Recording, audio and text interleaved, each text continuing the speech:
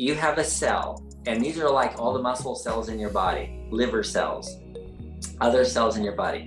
And the cell needs glucose for energy.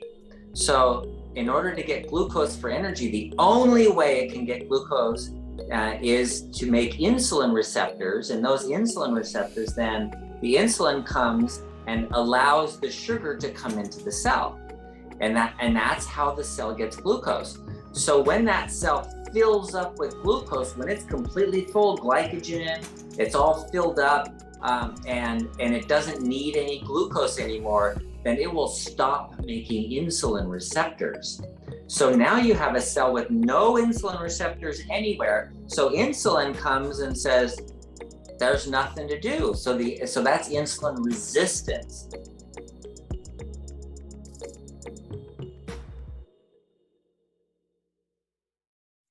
Hello, everyone. Welcome to the Fixed Blood Sugar webinar. I'm here with Dr. Scott Saunders. We're excited to have you guys here today. Okay, so wait, let me guess. You're in Goleta. Yep, that's where I am. Good. I just was looking at some of the old webinars and putting those on YouTube. And I remembered that. So now I'm going to remember where each of your locations are when I see your background. For those of you who are new, we're excited that you're here. We record all of these. I actually got quite a few messages this week from people who said, this time doesn't work for me. Can you change the time? Unfortunately, I can't change the time right now, but we record them. So if you go to bartonwebinar.com, you're going to find a link to our YouTube channel. There are like 202 episodes, or 203 maybe we're on now, of all of this teaching with Dr. Saunders, where we're learning about type 2 diabetes, how to control it, how to reverse it, how to not get it, right? And the beauty of catching up on all these webinars is you're going to hear kind of the latest research and the things that Dr. Saunders is finding when he researches, when he meets with his patients in his office, what is working for them and what he recommends for us. And so it's such a great webinar. We have so many people who have really changed their lives from the information that we have presented on this webinar. So you're in a great place. There was a little bit of a mix-up. I'm just going to let you guys know about the reminder for this webinar. So I'm going to guess that a lot of you are going to see this on the replay. No problem. Comment below if you have any questions. We'll still do our best to get to those. Facebook viewers, hello, you can comment below as well. And we're going to do a great teaching today. So first of all, I'm just going to give you a little disclaimer. Dr. Saunders is not your actual doctor. And so it is recommended that you consult with your health practitioner before you implement any of these changes that we discuss here today.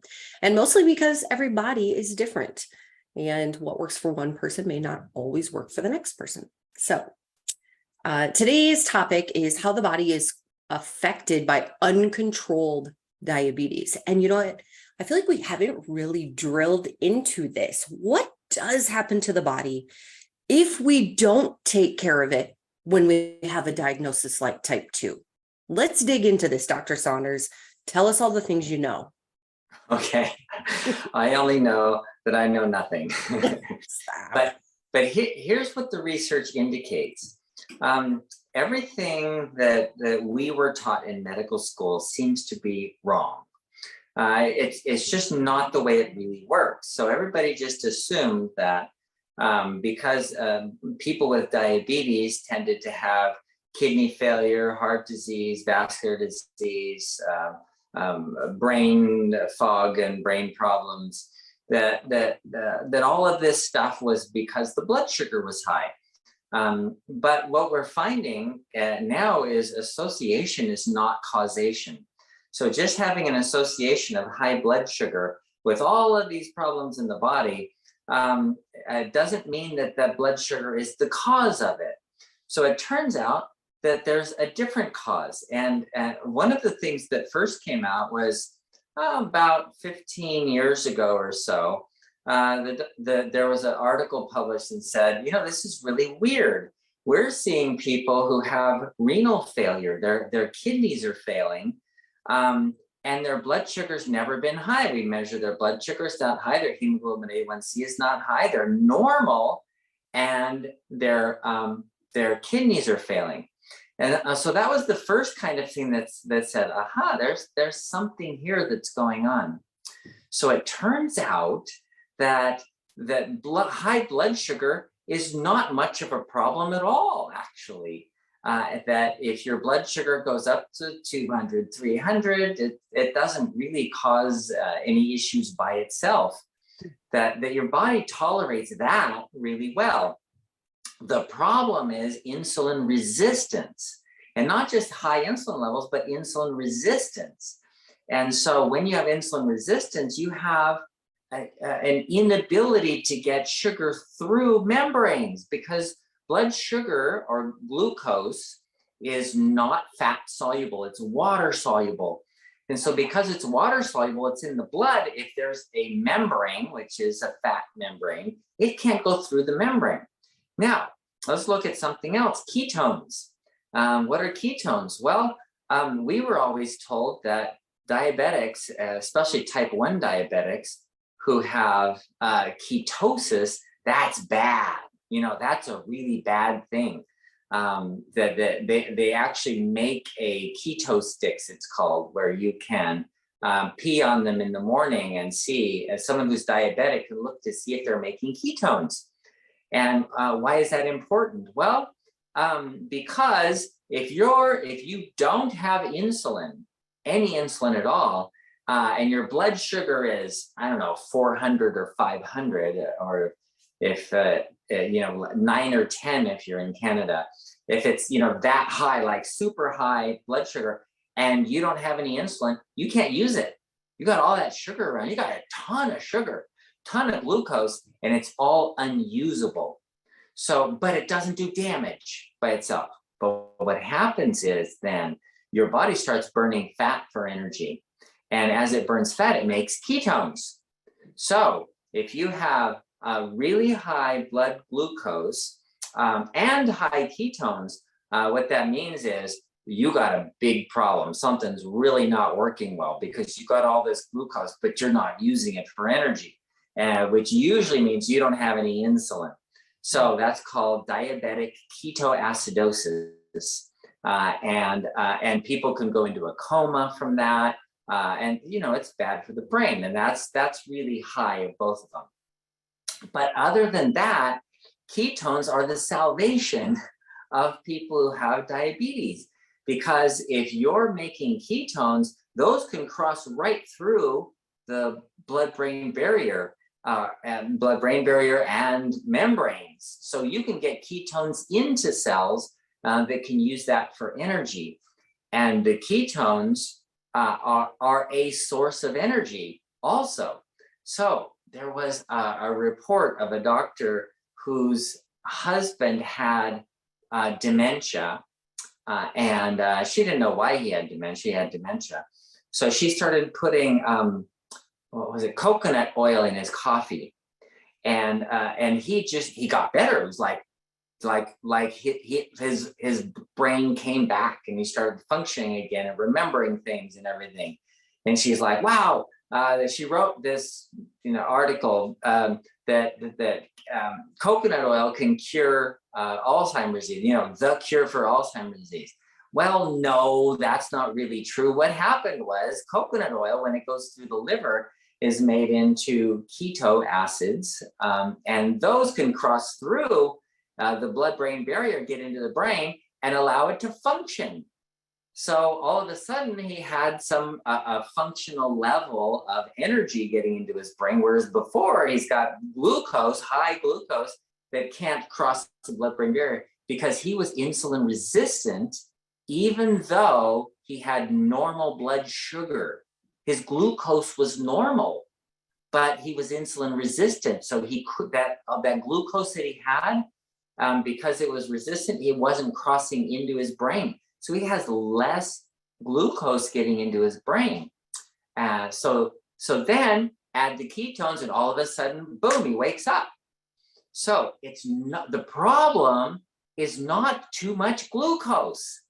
The problem is actually too little glucose, even in diabetic ketoacidosis, where the blood sugar is 500, 800, way up there. You have this super high glucose level, but that's not the problem. the problem is still insulin resistance. It's not being able to get that sugar that's in your blood where it needs to go. That's through a cell membrane into a cell or into the brain or into a nerve or into the kidneys where it's supposed to go. So the high blood glucose is not the problem. The problem is insulin resistance. So you can have high glucose and high insulin and not be very insulin resistant. And so that's why, and not have any problems with your brain or your kidneys or your heart. And so people are going, why is it so random that some diabetics get, like, before their blood sugar is even high, they're already in kidney failure. And other people, they have diabetes with glucose in the 300s for years, and they don't get kidney failure. Well, because the glucose is not the problem. The problem is insulin resistance. And just having high insulin doesn't necessarily mean you're insulin resistant. So if you can get that glucose through a cell membrane into the cell where it's supposed to do its work, then you can repair the damage that's being done. You have the energy that you need to do things.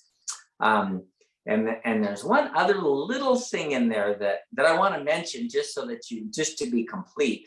And that is that insulin is required to get amino acids into cells as well. So if you have insulin resistance, you're not getting proteins into the cell. So energy is a part of it. The other part of it is your ability to make proteins. If you can't get those amino acids into the cell, they can't make proteins. And that's how the cell survives, is, well, the energy and the ability to make proteins. So that's the issue. The issue is insulin resistance. And that's why we use this in phase 1 of the program. So you have the book and you're going through it, and you're going, dang, why do I have to do this? Only 20 grams of carbohydrates. There's got to be a better way. There's something else I can do. I don't know. I want to do something else.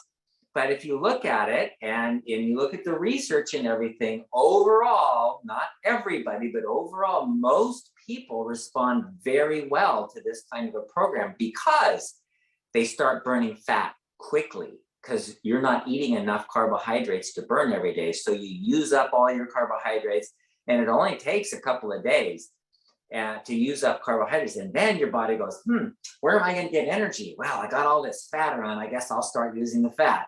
And it reluctantly starts using fat. And then you're making ketones. And then it gets into your brain and go, wow, my brain works better.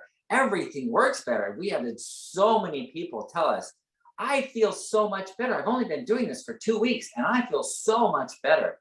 And a lot of that is just because now they're getting energy to places that they couldn't get energy into before.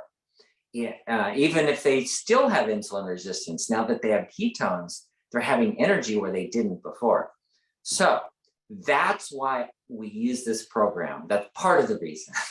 There's a lot of good reasons, but this is a good reason why we use this low carb, very low carb diet as our beginning phase 1 of the program. I remember years ago, and I think I've mentioned this another time, they were selling ketones in a supplement form. How does that work exactly? Oh, that is a really interesting. Yeah, I know. I've researched this a little bit. Well, it's okay. It's kind of like that woman that put the coconut oil into her husband's coffee, that he started making keto acids.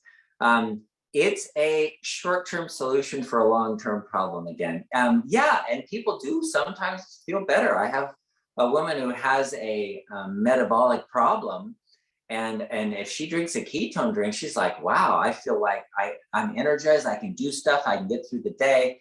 And it's because her mitochondria don't use sugar efficiently. They don't use glucose efficiently. And she doesn't burn fat efficiently either. So she just doesn't have energy until she takes these ketones and in a drink. So I recommended to her that she use this because that's really a sort of a workaround for her genetic problem. Interesting. But Yeah. Okay, so let's find out, you find out you have insulin resistance, you go to a typical medical doctor, and what will they typically do for you? What will they recommend? This is a problem because what they're going to recommend are things that cause more insulin resistance. So if they put you on a medication, most of the medications that are used increase the amount of insulin, or they'll put you on insulin, which will increase insulin resistance. There are a couple of medications, Farxiga and Jardiance, that prevent your kidneys from reabsorbing glucose, so you spill out glucose in the urine, and that gets rid of some of the glucose. And that can be a little more helpful than some of the other ones. Metformin also allows you to burn fat for energy. So metformin's actually okay, but most of the other medications are all worsening the insulin resistance. So, and studies have shown this. The UK study, UK, United Kingdom Prospective Diabetes Study. And 5,000 people showed that you had worse complications and worse problems with people who used medications that had normal blood sugar than people who had high blood sugar and didn't use medications. So there's good evidence for that. And that's why first thing I do is try to get people off the medications. So the medications aren't actually helping to get sugar into the cells. Correct. Indirectly, they're supposed to get the sugar into the cells by increasing insulin, but ultimately they cause more insulin resistance. Very interesting. Okay, guys, real quick. So this is the diabetes solution kit. This is what he was talking about, phase 1. There's phase 1, 2, and 3 in this book. This is what Dr. Saunders recommends to the patients that come into his office. This is the cheaper version, but if you want, you can get this in a downloadable format so you can have it instantly. Or if you want to pay a little extra, you can get this version shipped to you, but you'll find more information about that at bartonwebinar.com. I'm going to look at a couple of the questions that have come in here. We have, okay, so Rianne says, that explains why Jardiance was working for me, but my insurance company denied it. The other meds just don't seem to be working. I just added the third med last month. I'm not liking doctors. Oh, I know. I'm sorry. Yeah, it's an issue. And so when you go into a doctor these days, you have to know what you want. What is your objective? Yeah. So when you go into the doctor, you say, okay, I need this test and this test and this test. So somebody had written in the chat, so how do I know if I have insulin resistant? Okay, do the test, because the doctor doesn't order the test as a rule. So make sure you do the blood glucose, which they will do, and hemoglobin A1C, but then add on insulin and C-peptide. So those get those 4 tests done, and that's how you can do it. So when you go into the doctor, say, okay, this is what I need. I need these 4 tests to see how my pancreas is functioning and how much insulin resistance I have. And that they may also recommend, some labs will do an IR, insulin resistance index, and that's kind of just an index it's helpful to follow along if you have insulin resistance, and then you can, and it just uses those numbers, but you can follow along, and as you're doing the program, you can say, oh, my insulin resistance index was 3 and now it's 1. Ha, I'm better. So that's useful. So when you go into the doctor, you say, okay, this is what I need. I need those tests, and then I need a medication that's not going to increase insulin. And so that might be metformin or Jardiance or Farxiga, for example, are the main ones. Okay. And explain to us again what's happening when the insulin is increased in the body and nothing else is changing. Okay. When insulin is increased, then it forces glucose to go into the cells for all of the cells that have insulin receptors. So the insulin binds to the cell and it puts glucose in the cell. When the cell fills up with insulin and sugar, glucose, when the cell is full of glucose, it stops making insulin receptors. So then as you add more insulin, then you're stimulating all of the insulin receptors, and you're causing more and more insulin resistance over time, because you're going to have more and more cells that stop making insulin receptors. So pretty soon there's no receptors at all, and insulin doesn't work a bit. And then that's when you have complete blockage, and that's when you get the brain problems, the kidney problems, neuropathy, heart problems. Very interesting. Okay. So when we've talked about this too, the type 3 diabetes, Alzheimer's, what's happening there? Where does that come from? Just what you just said? Yeah. The glucose can't cross the blood-brain barrier. And so if there's insulin resistance, then you don't get glucose going into the brain. So you could be swimming in glucose and your brain is starving to death, literally to death. The cells are dying. So really, we could say type 3 really is insulin resistance. Yep, that's what it is. Okay. Let me see here. I had another question I wanted to ask that I saw come in. Okay, and so then Rayanne also said, so now what do we do again for if we have insulin resistance? What do we do? Oh, good question. Okay, so what you want to do is exactly what we know the problem is. So remember, the cells are completely encapsulated in a membrane, and they're full of glucose. They have a bunch of sugar in them. So number one, use up that excess sugar. So what do? Well, exercise. That's a great thing to do. And that will improve your insulin resistance all by itself. Number two, stop putting in more glucose. Stop the glucose. So that's phase one of our program. When you look at phase one, what do? You stop taking in glucose. Your total carbohydrate is like 20 grams, which is not enough to run your body on. And then you start exercising. So now you have not enough glucose coming in to run your body on. So there's low glucose, and you're exercising to use up that excess glucose that's already in there. So pretty soon the cell says, hey, we don't have any more sugar. We need some sugar here. So what are they going to do? Well, the cell then starts making insulin receptors. And so now you have thousands of receptors on the cell going, hey, yeah, let's pull some glucose in. And then your insulin becomes very sensitive. And so a little bit of insulin will bring the sugar glucose down to normal very quickly. You know what? Let's talk a little bit also about type 1. What is actually happening in the body with type 1 diabetes, just so there's no confusion? Oh, okay. So type 1 is when you don't have insulin. And so if you don't have insulin, you can't get glucose and amino acids into the cell. So what happens is the cells starve to death. So people that don't have insulin, they shrivel up and die. They can eat as much as they want, but they're going to shrivel up and die because you have to have insulin to get the glucose and amino acids into those cells. Okay. Julie said, should I get another lab test done when I go in to see my doctor next Monday, the 7th? I've been eating in phase 1.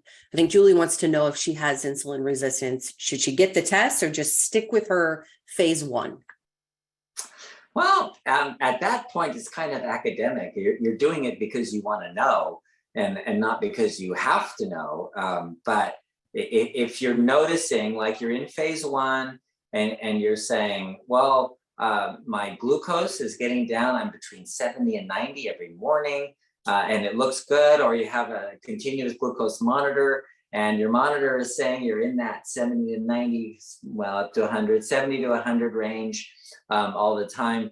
Then you don't need more testing. You already know you're sensitive to insulin because otherwise it wouldn't work. You already know it's working, so you don't have to at that point. If you find it's not working, then yeah, you got to do the test because you got to go, maybe I'm just not making insulin in my pancreas, and maybe I don't have insulin resistance. Maybe it's just a lack. And I've had several patients who've had that. Okay. So we talked about, well, Dr. Saunders mentioned in phase 1, you're really sticking to a 20 grams of carb diet, which is net carbs, meaning you're taking the carbs minus the fiber to get that number. But Aubrey said, what do you think about pomegranate juice for pre-diabetes? Oh, that's interesting. So pomegranate is actually a really good antioxidant. I got to tell you a story about pomegranates, okay? Little diversion here. Somebody that had Crohn's disease, and she had bad Crohn's disease. She had 7 surgeries. She had scars all over her abdomen was all scarred up. And she had a lot of her bowel removed. So she was really, really bad. And I tried, this was after she'd had all the surgeries, she came in to see me. And so I tried everything, and she was just, diarrhea all the time. And I don't know, is that because of the Crohn's disease, or is that because you have short bowel syndrome? And, we had all these issues going on. Well, one day she ate a pomegranate and she didn't get any diarrhea. So the next day she ate another pomegranate and she didn't get any diarrhea. And then the next day. And so for the first time, she went for 2 weeks with no diarrhea at all. She came in to see me, and she said, I've had 2 weeks and with normal stool, no diarrhea, everything is good. And I said, what have you been doing? She goes, I think it's the pomegranates I've eaten. So, so she was like all better. And then pomegranate season went away and she couldn't get a pomegranate. So she's like, oh no, what am I going to do? And she called me and asked me. And I said, well, try the pomegranate juice. So she tried the pomegranate juice. It didn't do anything at all. It was like completely useless. There's something about the raw pomegranate. I don't know. Maybe it's the fiber in it.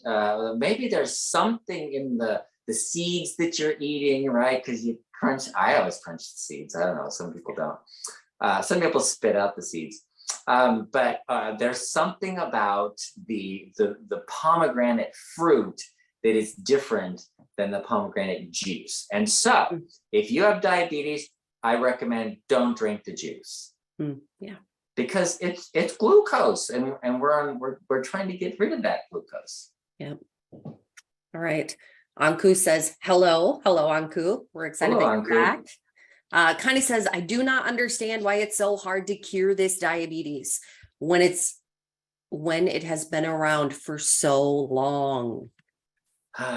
Yeah. Okay. So, we've had people who say, yeah, I did it in 1 week. My glucose was all normal. I was all back to normal in a week, being on phase 1. And other people like 6 months later are going, dang, this is not working for me.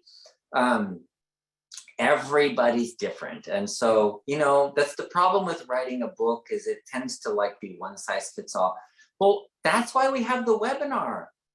We want to help you to individualize the program for you. So Anku, if you're not getting results, it's not working, then we have to tweak it somehow. So some things to look at,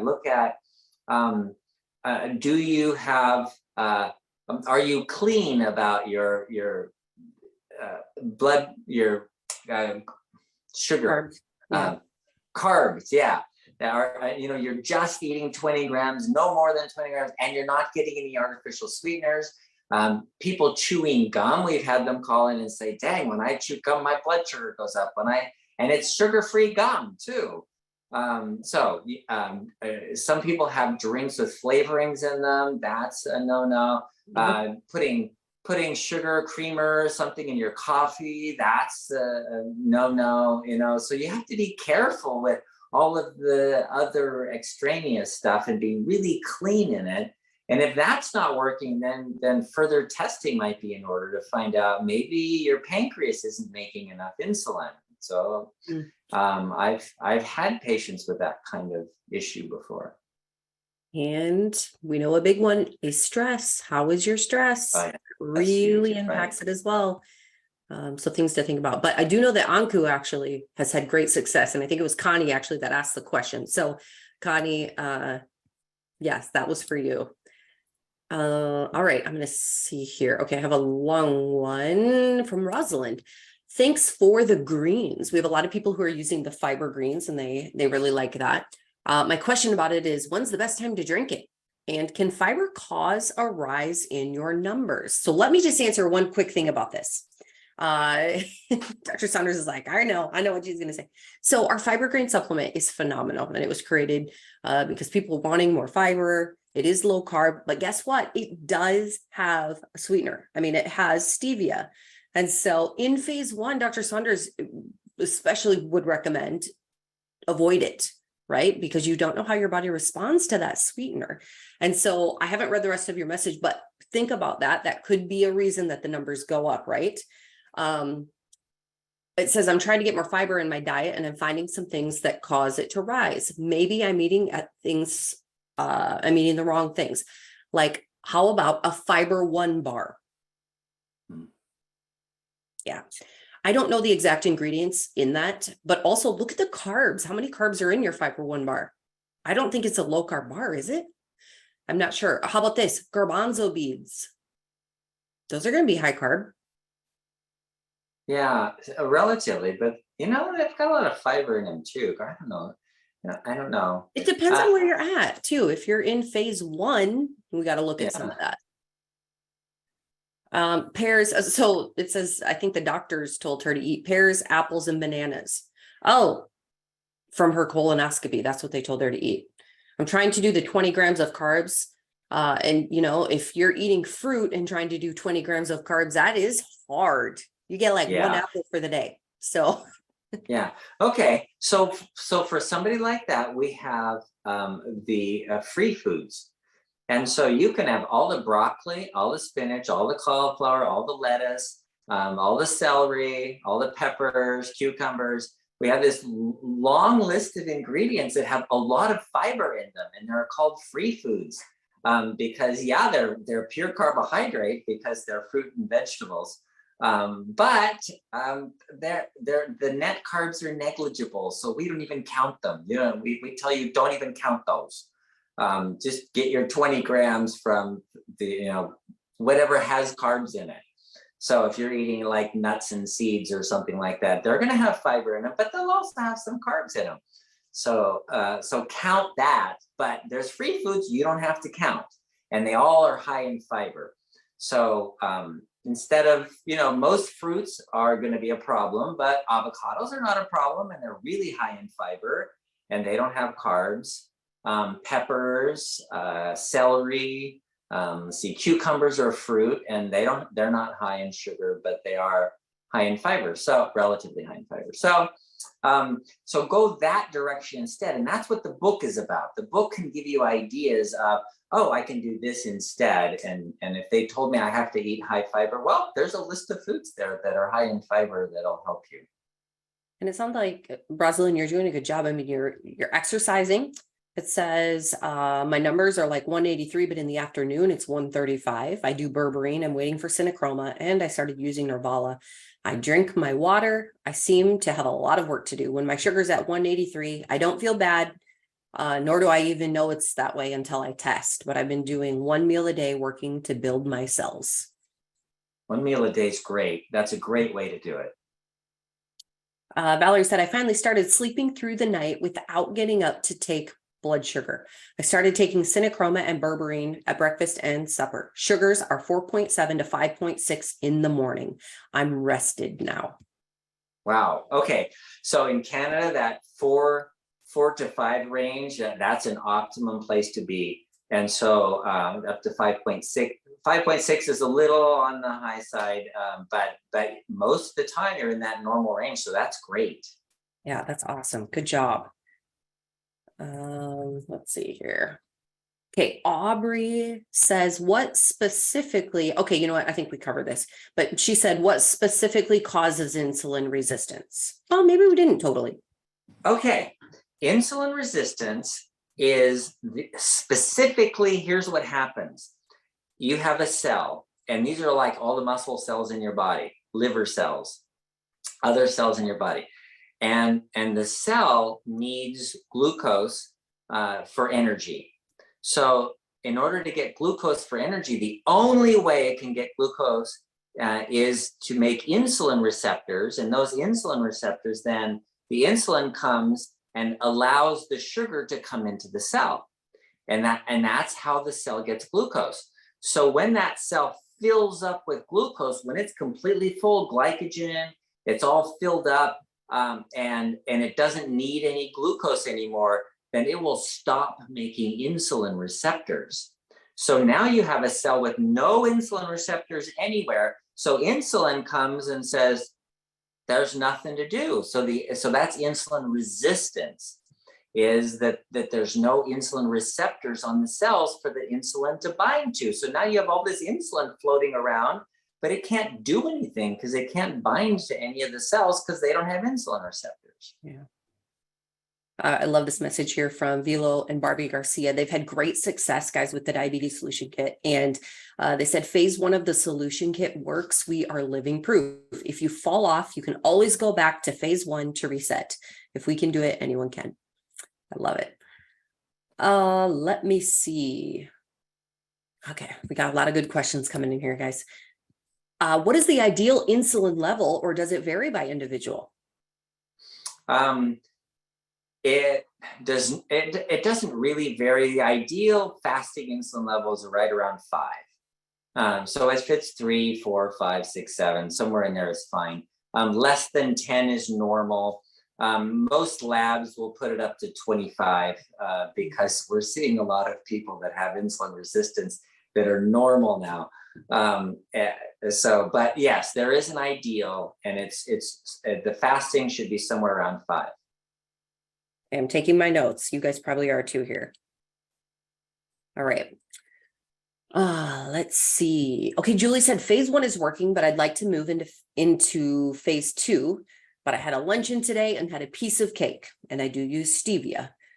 What does she need to do to move to phase 2? What are the requirements, maybe? Okay. You know what you're eating doesn't even matter. If you're eating stevia and you're having a piece of cake and your blood sugar, your fasting blood glucose in the morning is between 70 and 90 all the time, you're ready to move to phase 2. And that's what phase 2 is, the individualization of it, to be able to say, okay, well, I'm going to put stevia in this.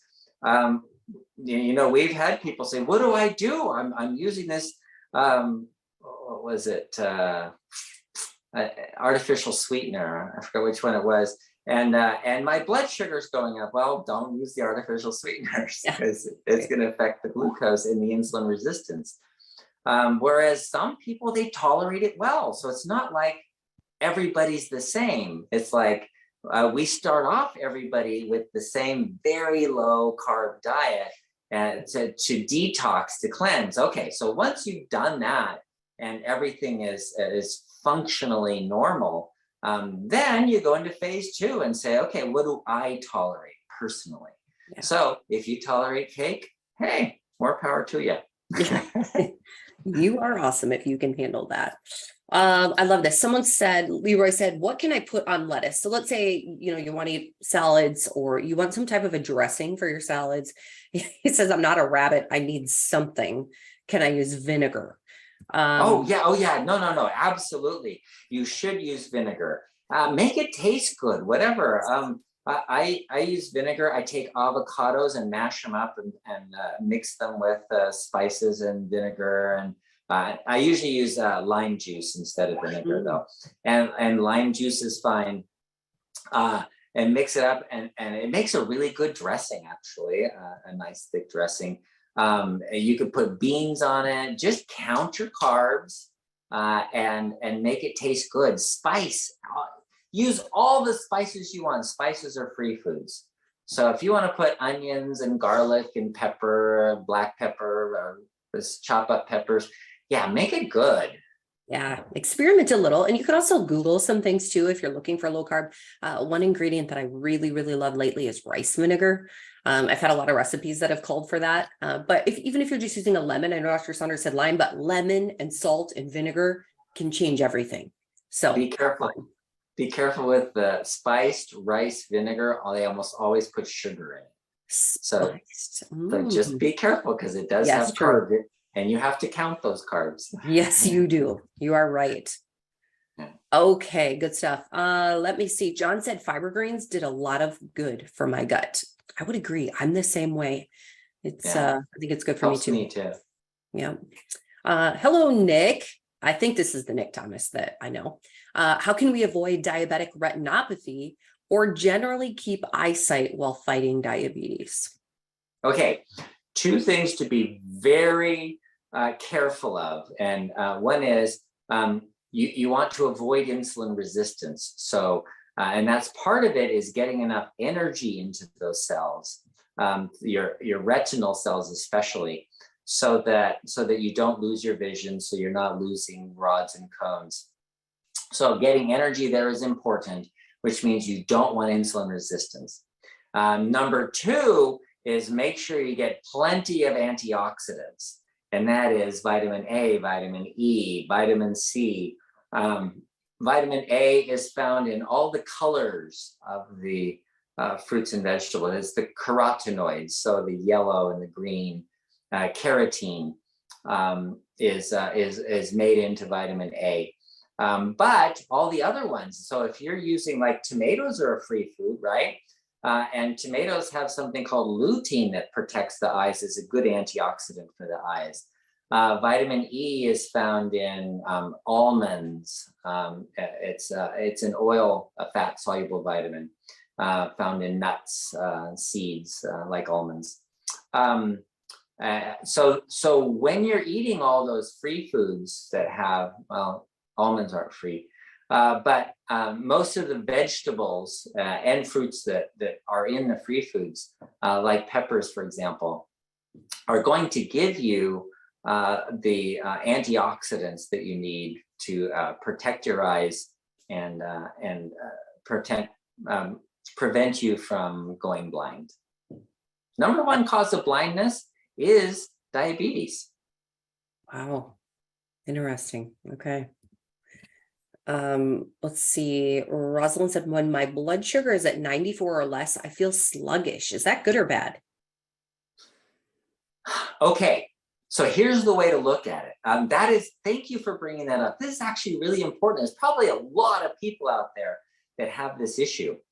If your blood sugar is commonly like runs at 150, 200, and kind of stays around there, and if it dips down, then you may feel it because you have fewer insulin receptors to bring sugar in, and you need a higher concentration of sugar to get that sugar into the cells to give you energy. So especially in the brain. So you actually have lower energy when your blood sugar is normal, because your thermostat, so to speak, of the glucose thermostat is set high. So you drop below that and you're going like, oh man. And it feels like hypoglycemia.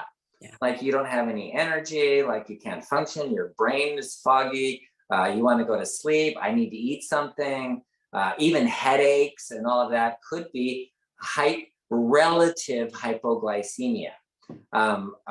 Some people are really sensitive to that, and so if they're commonly running up here in the 200s and all of a sudden they drop into a normal range, they'll be like, oh, I feel terrible. You know what? It's okay. Push through that. Actually, it's completely okay. Studies have been done, well, on rats, and it takes about 3 days of being hypoglycemic, technically hypoglycemic, for the brain to make the insulin receptors and everything that's needed to get that glucose into your brain and into your other cells. So, actually, I know it feels bad, but for some people, they just need to have low blood glucose. And so I know the doctors are telling you that if your blood sugar is 50 and you feel if you're feeling like fatigue or a headache or anything like that, hurry up and drink some orange juice or something to get your blood sugar up. I would answer to that. That's not what the research shows. The research shows you're better off allowing your own body to change to fat burning metabolism, to allow the glucagon to take the extra glucose out of your liver, for your body to find another way actually works better. And a lot of people on our team, because we've known Dr. Saunders for so long, have done a lot of fasting. And I will say you definitely get those side effects when you are fasting, where you're kind of like, I mean, I remember probably the first time I really fasted for more than a day, I thought I was dying for sure. So I remember I was like, it was Cheryl, who some of you know, I think we both were fasting, and I called her. I was only like 6 hours into the fast. And I was like, I think I'm dying. I think I better eat a banana. I don't know what's happening.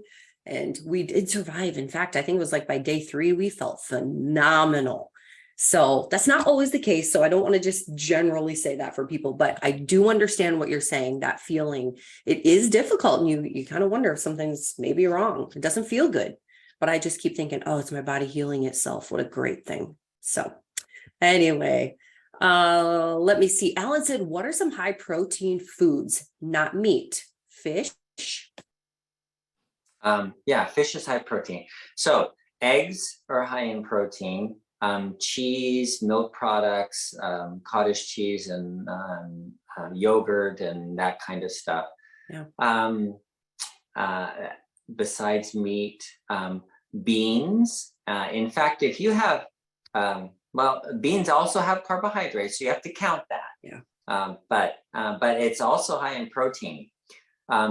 There is, if you're eating a normal diet and you have a variety of foods, they all have protein. So, for example, if you look at ounce for ounce or gram per gram, broccoli has more protein than milk.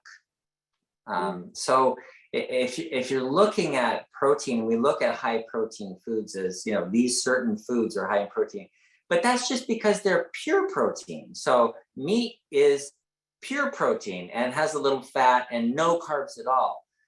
Whereas broccoli has carbs and fiber, but it also has a lot of protein. So all foods have protein. It's just that if you're asking for things that are pure or almost pure protein, things like eggs and cheese and meat, those are pure protein. But nuts have a lot of protein in them too. And so if you look at nuts and seeds, you get a lot of protein from them. How do you feel about protein as far as, I feel like, God, it just depends on who you're talking to. Will tell you how much protein you need. One person will say you need to eat your body weight in protein. One person will say it doesn't matter. Any thoughts on that? Yeah, I just read an article. Dr. Attia wrote an article on that exact topic on should you have more protein or less protein, because high protein diets stimulate certain receptors like IGF-1 and mTOR, which cause cancer. So people who have high protein diets tend to get cancer more easily. On the other hand, protein is very important for longevity, for keeping up your muscle mass and keeping your metabolism functioning. And so here's what I think. If you don't have insulin resistance, you actually are more efficient at using protein. So that's something that he didn't bring up in his article, that the fact of insulin is required to get those proteins or the amino acids into your cells. And that's really what you want. You don't want all this protein floating around in your liver or your blood or whatever. You want it to get in the cells where it can be used to make the proteins that are needed for the function of the cells. And so that's where the high protein diet is useful. So if you become really insulin sensitive, then you become very efficient at using protein, and you don't need as much of a high protein diet. You need an intermittent protein diet. Interesting. Okay. I love this question. This is from John. He wants to know if beer has protein. Beer, well, of course it has some protein. It has actually gluten, which is a protein. And so people who are sensitive to gluten don't drink beer because of that protein in it.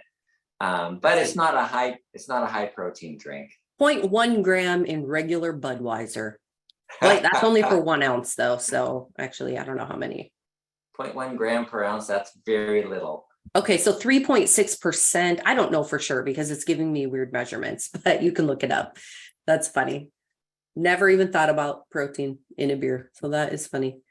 Let's But beer's see. high carb, and that's not even on your diet anyway. So Well, what do and we I think think he's just joking because we were about it? saying that every food has protein. Does beer? Yep.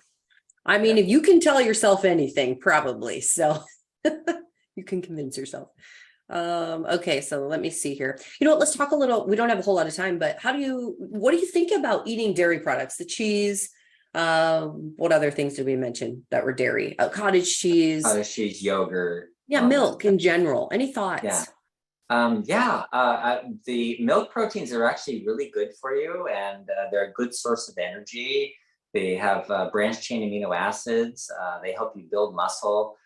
So whey protein has been used for a long time for muscle builders because of the high BCAA content, branched chain amino acids, and it's pretty digestible.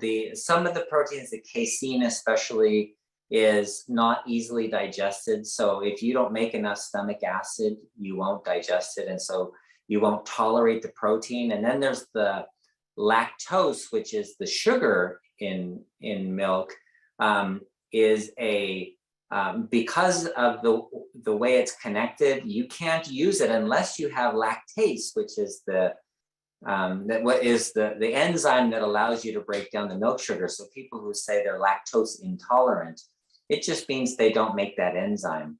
So as far as the protein goes, it's a good protein. It has sugar and it has a lot of protein, and so it can be a source of energy. And so when you're on phase one, some people may find that if they're eating not aged cheese, but soft cheeses and yogurt and cottage cheese and drinking milk, they may find that their blood sugar goes up with that particular protein. Interesting. Okay. And there are options for milk nowadays too. I mean, there's cleaner versions, there's organic and all of that too. So you can look into all of that and make those choices for you if you want to do dairy. I have a few patients that they don't tolerate milk at all, but if they drink the A2 milk, they're fine. Yeah, interesting. Yeah. It's a different protein. It's just a different protein. Fairlife, I think, has a milk product. I have young kids that really want to drink high protein Fairlife milk, chocolate milk, just loaded with sugar. But anyway, there are a lot of options out there. Okay, let me see here. What other questions do I have? What about tofu? Any thoughts on that as far as the protein or is it a carb that we need to count? Question is from Willow. Oh, good question. Okay, tofu is a bean curd. It does have some carb, but it's pretty low carb. And we didn't put it on the free list, but the curd is mostly the protein part of the soy. So it's a soybean, and it does have, and soy protein is a pretty good protein. So there's nothing wrong with that. And that's a good source of protein that doesn't have a lot of carbohydrates, but you still have to count it. Mm-hmm.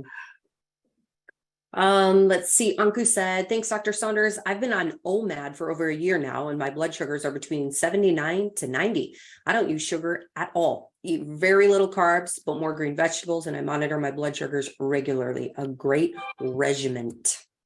Good work, Anku. That is amazing. So OMAD means 1 meal a day. It's a great way to do it. It's a great way to live, actually. I've had so many people who tell me, and I found this too, that it's so freeing to have your 1 meal and be done for the day. You have your breakfast, 1 meal done for the day, and you don't have to worry about, where am I going to go eat? Or you don't have to worry about it. It's done. You just wait till tomorrow, and that's your next meal. It's great. It's a little more difficult when you have kids in the home. That does make it harder. I will say that. So there are circumstances that make it difficult, but if you can do it, go for it. Yeah. It's awesome. Yeah. Don't put your little kids on OMAD. That's not right. Yeah. They couldn't. Joy said, I was diagnosed with diabetes 6 years ago. I had never eaten much sweets, breads, and I ate healthy. The doctor said a virus I had affected my pancreas. Food does not change my levels much. I'm on berberine 500 milligrams 3 times a day, which includes chromium, cinnamon extract, and banaba. I also take glucofort. I do intermittent fasting and detox each organ every year. I have not found anything to bring my blood levels under 7.2. What do you suggest? Okay, so if the doctor is correct and you had a virus that affected your pancreas, what it means is you don't make very much insulin. And if you're not making any insulin at all, then you need to inject insulin. That's really what your option is. Yeah. But if you are making some insulin, then the way you're handling it is really good. So remember, the problems that come from diabetes are not due to high blood sugar. It's due to insulin resistance and not being able to get the glucose or sugar into the cells or into the tissues where it's needed. So that same problem can happen with type 1 diabetes. Remember, without insulin, you can't get the sugar into the tissues and into the cells. So that's something I didn't mention at first because we're talking about type 2 primarily, but type 1, you also get, brain problems, neuropathy, kidney problems, loss of vision, but for a different reason. It's not insulin resistance, it's a lack of insulin. But it's the same problem. You still can't get glucose into the cells where it needs to be. So the best way for you to look at this is to look at how much insulin your pancreas makes, and that's the C-peptide level. So look at your C-peptide and then say, let's say it's, 0.5. If it's 0.5, okay, it's low. You're making a little bit of insulin, but not very much. If it's 1 or 2, then your pancreas is making enough insulin, and then you just need some dietary changes to increase your insulin sensitivity. All right. Wow, this is good. This has been such a good webinar. Julie said, so burning fat and it getting into your cells is fuel for your body. Yeah, it's double fuel. So the first fuel is the fat itself. And then there's the byproduct of burning fat, which is ketone bodies. And those ketone bodies are a secondary type of fuel. And what's really cool, it's a low octane fuel. So instead of like glucose is like a super fuel, it's like, when it's mixed with oxygen, you get 32 ATP per molecule of glucose. When it's not mixed with oxygen, you only get 2. But there's a whole bunch of oxidation that's happening from that. So it's kind of like putting your car on nitromethane. Your car's going to go fast, but the engine's going to get hot and burn up easily. Whereas the ketone bodies get right through the membranes. They don't have to be brought in they don't need insulin. They just get right in there. And it's a fuel that's low octane. What that means is you don't make a bunch of oxygen-free radicals. It's kind of like a diesel fuel. You can run a diesel engine for 1 million miles because it just doesn't make a lot of heat. There's not a lot of extra inflammation, I guess, heat produced by that. Well, that's one of the ways that your brain detoxes is your periodic use of that particular fuel of the ketone bodies. So as your body, like your muscles and everything, is using fat for energy, then your brain takes those ketones and goes, I'm going to use that for energy, and that's part of the detox. All right. John says, what is best for you after you eat? If you feel a little tired, should I go for a walk or take a nap? After you eat, if you feel tired. You know what? I would say, now, I don't have any research in my head about this, but I would say go for a walk. There's a tiredness of inactivity that if you take a nap, because your blood sugar is dropping low, then you're not going to take that glucose out of the cells very easily, and you're going to be putting glucose in. So you're going to be stuffing your cells more. But if you go for a walk, then you actually open up the muscle cells and use up the glucose that's in them. So taking the walk will, you'll have better blood sugar, better blood glucose, and you'll be able to use your glucose more in your muscle cells. I had seen someone post something about often when people say they eat a big meal, they get really tired, and then they go sit in a chair and they're kind of slouched over a little bit, that it does impact your gastrointestinal tract and the way that you're digesting the food that you just ate. So I would think that going for a walk would help that process a little bit. But anyway, I remember people used to always say, if you take a nap right after you eat, it all turns to fat. I don't know where that came from, but I think I've heard it a few times. So, okay, Dr. Saunders, thank you so much for being with us. We'll see you tomorrow on the Healthy Heart webinar. Oh yeah, the heart webinar. See you tomorrow. Bye. So guys, if you aren't familiar with our Healthy Heart webinar, we do that every Thursday at 12 noon Central Time. That's with Dr. Saunders and our friend Cheryl on the team. And we talk about how to avoid heart disease, how to reverse heart disease, and just how to get your health back, kind of the same thing that we do on this webinar. So if you'd like to register for that, it is a free webinar, same format, very informal. You can do that at bartonwebinar.com. There you will also find the link to our YouTube channel. You'll find a link to our products, all of that stuff. And if you want to use code webinar25, you will save 25% on all of our products. So I know we didn't get to all of our questions that were on here today, but we will do our best to get to those next time. So please come back. I'm going to see if there's anything that I can answer. So it's going to have to be, non-medical questions.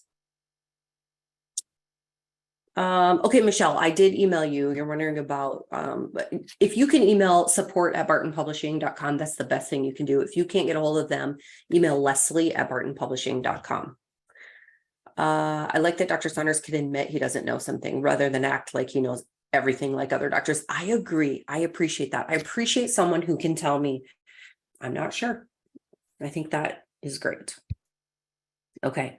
All right. That is it for us today, you guys. See you next week, same time, same place.